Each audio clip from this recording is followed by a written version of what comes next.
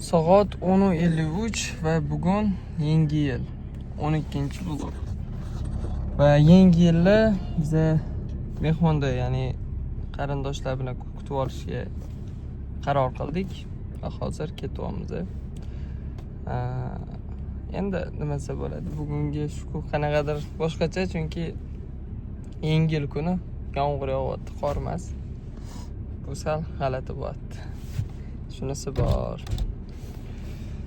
Shunaqa, endi ko'ramiz, qo'yib boraman hali, yana ob. Soat 1:21 minut o'tdi va biz hozir zapravkada to'xtadik. Qayerga ketayotganimizni aytmadim. Endi aytaman. Gulstonga ketyapmiz. Qarindoshlarimiz o'tdi. O'zi asli Toshkent tug'ilganman, Toshkentda o'sganman. Lekin uydagilarim Jizzaxlik, Zominlar. Men nima deydi, uyalmayman boshqa qilmayman. Qattaligimni eshitib boshqa qilishga.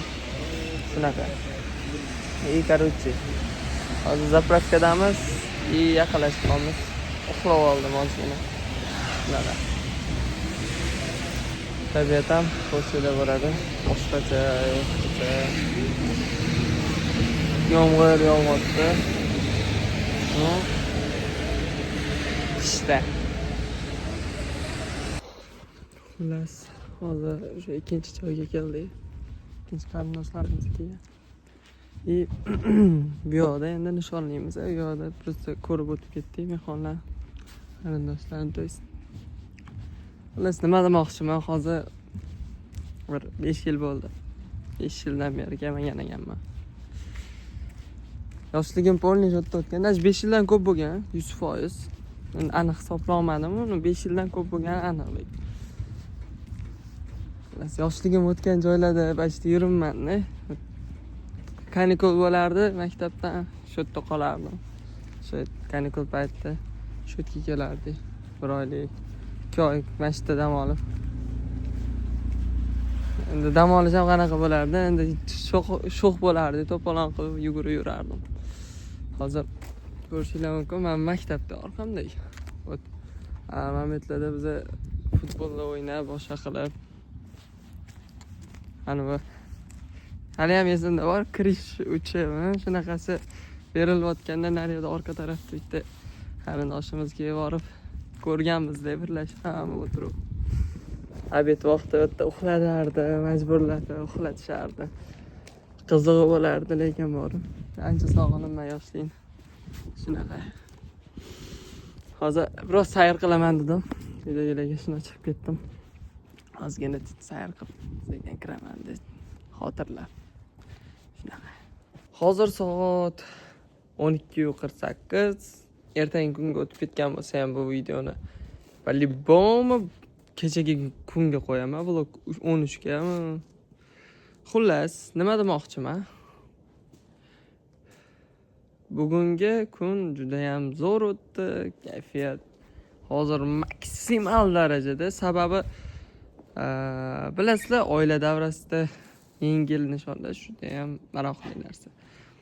Xullas, nima demoqchiman? 2025-yil tugadi, 2026-yil yangi kayfiyat, xush kayfiyat bilan boshlab oldim. Endi shu asnosda.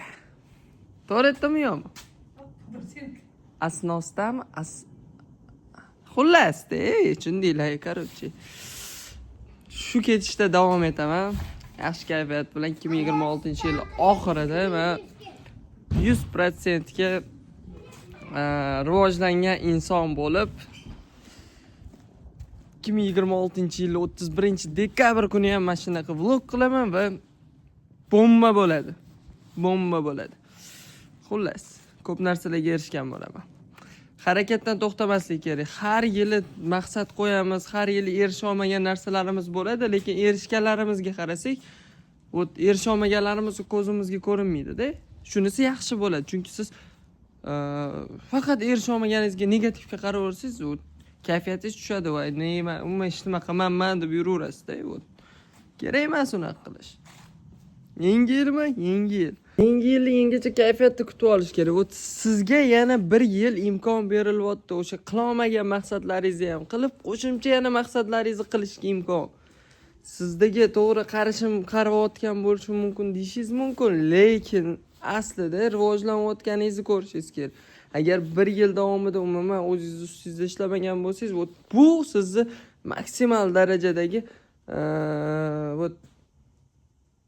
muvaffaqiyatsizligingiz. Muvaffaqiyatli inson bo'lishga harakat qiling, ya'ni rivojlangan inson bo'ling. Shuni o'zi yetadi, boshqa hech qanaqa motivatsiya shart emas. Rivojlanganingizni ko'rganingizda xursand bo'lishingiz o'zi sizni yanada rivojlantiradi. Shunaqa yaqinlar. Xullas, bugungi vlogim tugadi. Yangi yilda endi yangicha kayfiyatda yana boshlab zo'r vloglar olishga qaror qilganman. Davom etaman. Charchamanglar.